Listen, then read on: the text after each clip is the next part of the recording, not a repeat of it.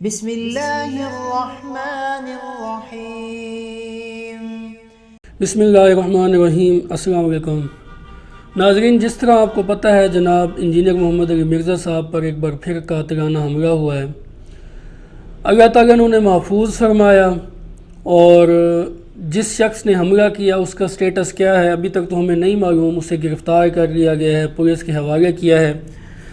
ابھی کچھ دیر پہلے انجینئر محمد علی مرزا صاحب کی ایک آفیشیل سٹیٹمنٹ بھی آئی ہے، جس میں انہوں نے الحمدللہ اپنے صحیح ہونے کی، اپنے باخیریت ہونے کی اطلاع دی ہے، اور اپنے چاہنے والوں کو، اپنے فالورز کو، اپنے شاگردوں کو یہی تلقین کی ہے کہ آپ دعوت کے پیغام پر فوکس کریں اور اپنے آپ کو مسلمان کہلوانے پر فخر کریں اور دعاؤں میں یاد رکھیں۔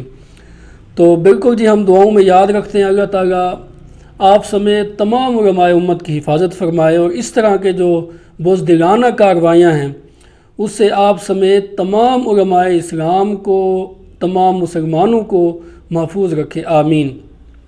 لیکن تھوڑی سی گزارش میں کرنا چاہوں گا، اگرچہ میں نے وزٹ نہیں کیا انجینئر محمد علی مرزا صاحب کی اکیڈمی، لیکن ان کا پچھلے دنوں بھی ایک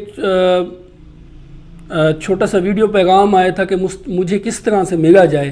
اس میں انہوں نے 10 نکات بیان کیے، جس میں انہوں نے مطلب جو مجھے سن کے لگا ہے کہ وہاں پہ ایک اچھی سیٹ اپ ہے، جو سن کے تو یہی محسوس ہوتا ہے کہ باقاعدہ سیکیورٹی چیک ہے، آئی ڈی کارڈ ہے، تلاشی لی جاتی ہے، اور جو میٹل ڈیٹیکٹر سب کے پاس موجود ہیں۔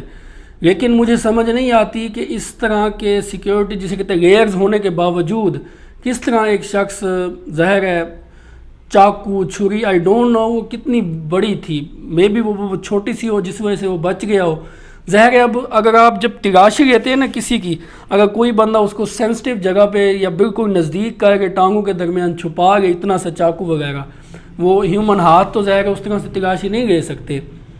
تو لیکن میٹل ڈیٹیکٹرز جو واک تھرو گیٹ ہوتا ہے سیکیورٹی والا، اس میں سے یہ چیز کس طرح نکلی، یہ بہرحال ایک جسے کہتے ہیں ہیومن ایرر ہی ہے۔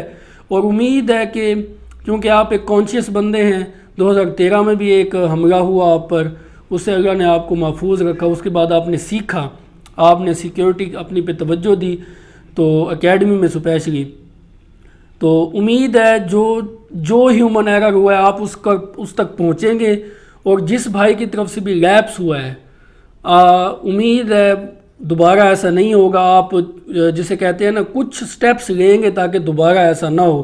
یہ اللہ کی طرف سے بہت بڑا جسے کہتے ہیں نا، آپ کو جسے کہتے ہیں نئی زندگی ملی ہے، ایک موقع ملا ہے، انسان کو اپنی غلطیوں سے سیکھنا چاہیے، امید ہے۔ دوسرا، جن لوگوں نے اٹیمپٹ کیا ہے نا، یہ آلموسٹ کوئی ایسا فرقہ نہیں ہے جس کے بڑے بڑے علماء شہید نہ ہوئے ہوں، ایک بھی ایسا فرقہ نہیں ہے۔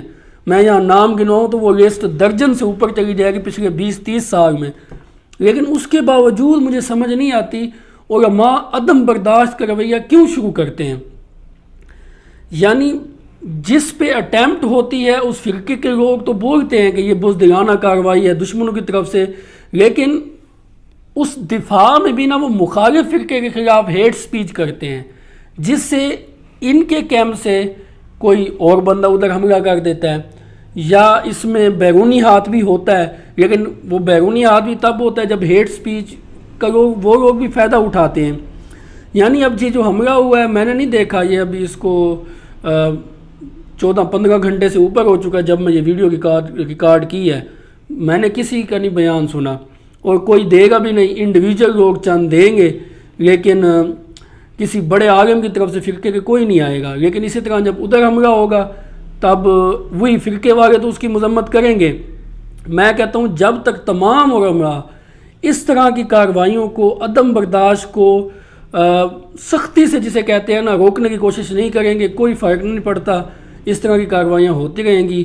اور اسی طرح امت کے جس طرح بڑے بڑے لوگ شہید ہوئے ہیں، امت اس سے محروم ہوئی ہے، یہ نقصان فیوچر میں بھی کبھی اٹھانا پڑ جائے گا۔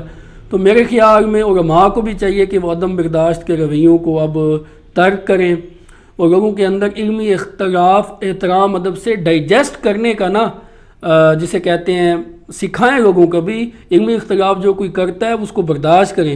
یہ وہ زمانہ چلا گیا ہے کہ جب آپ ہیٹ سپیچ کرتے تھے وہ آپ کے اپنے فالوور تک رہتی تھی، دوسرے فالوور سنتے نہیں تھے، اگر اب آپ ہیٹ سپیچ کریں گے, آپ عدم برداشت کا رویہ پروموٹ کریں گے تو وہ جنگل میں آگ کی طرح سوشل میڈیا پہ پھیلے گا.